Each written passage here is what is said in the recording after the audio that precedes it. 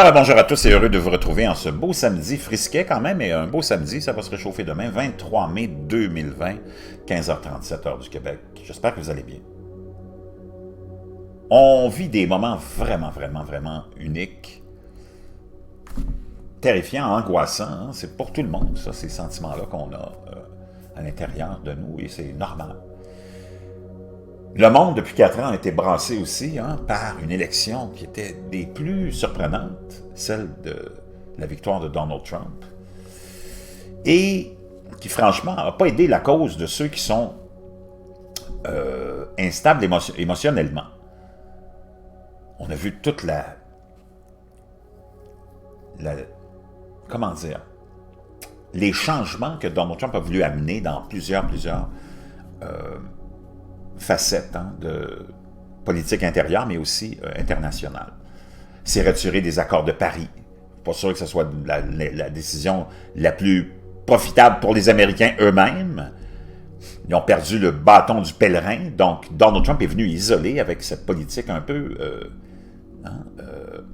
comment dire, rétrograde. Quand tu reviens en arrière, habituellement, c'est pas vraiment un bon geste à poser. Il me semble que la vie t'amène toujours à vouloir aller vers l'avant. Quand tu t'en vas vers l'arrière, que ce soit pour n'importe quel aspect de ta vie, quand tu restes dans le passé, avec les vieux souvenirs, les blessures, puis tu sais jamais vraiment bon. En tout cas. Donc, les accords de Paris, la démonisation encore du régime iranien, plus de sanctions, on est sorti des accords aussi qu'on avait signés en bonne et due forme avec le gouvernement américain et les autres gouvernements concernant le nucléaire iranien. On était sorti de l'impasse. Puis sur plein de fronts, il est sorti de l'accord de la prolifération des armes nucléaires. Puis plein de décisions. Puis tu te demandes, voyons donc, on est en quelle année?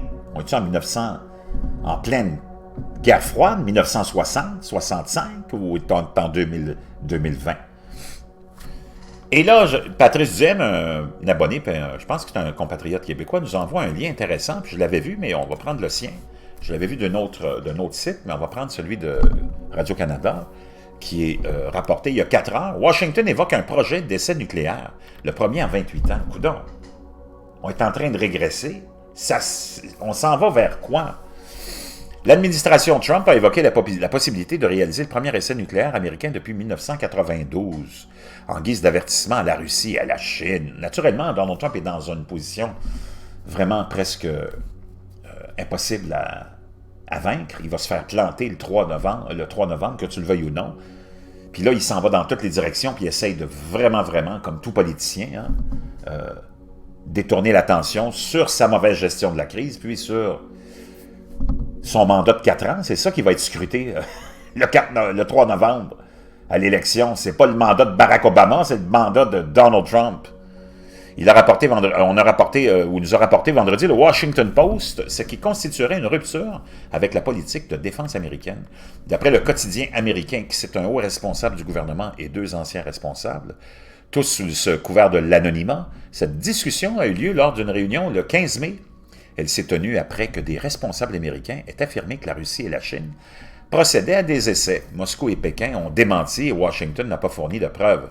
Pour le haut responsable de l'administration cité par le Washington Post, montrer que les États-Unis sont capables de mener un essai rapidement serait une tactique de négociation utile au moment où l'administration américaine cherche à conclure un accord tripartite avec la Russie et la Chine sur les armements nucléaires. La réunion n'aurait toutefois pas abouti à une position commune sur la question de lancer un tel essai. D'autres solutions pour répondre à la menace posée par la Russie et la Chine semblent avoir été privilégiées.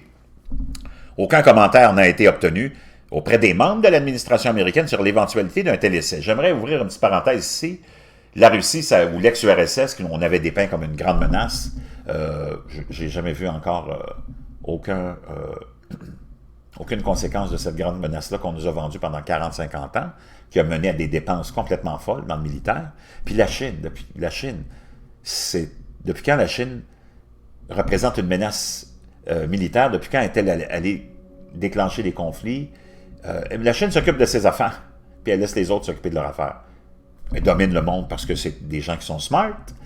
Elle domine le monde parce qu'il y a un régime politique différent, de parti unique, donc il n'y a pas de chicane, il n'y a pas de tergiversation dans la direction que le pays doit aller. Tout le monde est sur la même longueur d'onde, donc on peut prévoir pour 30, 40 ans à l'avance des politiques puis des projets. Donc c'est pour ça que la Chine domine. La Chine domine aussi parce que le gouvernement chinois est administré par des ingénieurs, alors que nos gouvernements, nous, sont administrés par des avocats et des morons et des losers. Puis on est dans un système différent, ou multiparti, où tout le monde se bat pour le pouvoir, puis on s'en va dans toutes les directions. Quand il y en a un qui est élu, il défait ce que l'autre a fait, puis quand il y en a un qui est réélu, il redéfait ce que l'autre a fait, puis on fait comme le cha-cha, un pas en avant, 3 pas en arrière, un pas en avant, 3 pas en arrière. C'est pas bien compliqué à comprendre pourquoi la Chine est devenue une puissance mondiale.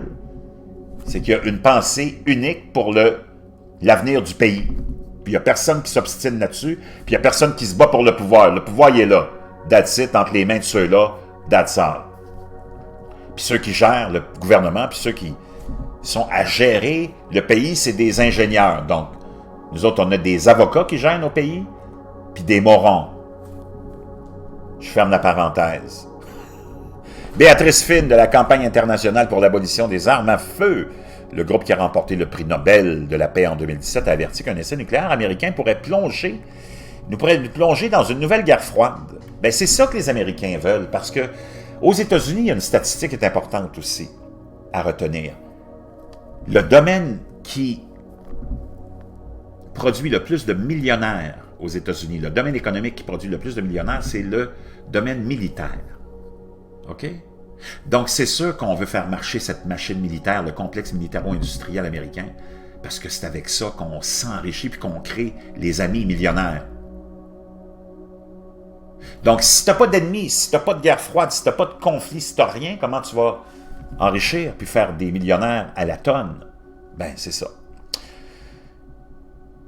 L'administration de Donald Trump a plusieurs fois pris des décisions qui ont secoué la politique de défense américaine. Ces informations du Washington Post ont notamment été publiées après que le président américain ait annoncé qu'il voulait retirer son pays du traité Open Skies, ciel ouvert, entré en vigueur en 2002, accusant la Russie de le violer. Ce texte autorise notamment les pays signataires à faire des vols d'observation au-dessus des territoires d'autres États pour vérifier les mouvements militaires. C'est le 3e accord international auquel le président américain décide de retirer les États-Unis après le pacte sur le programme nucléaire iranien, dénoncé en 2018, et le traité INF sur les missiles terrestres de moyenne portée abandonné en 2019. Merci à Patrice Duhem pour ce petit lien-là qui est vraiment intéressant.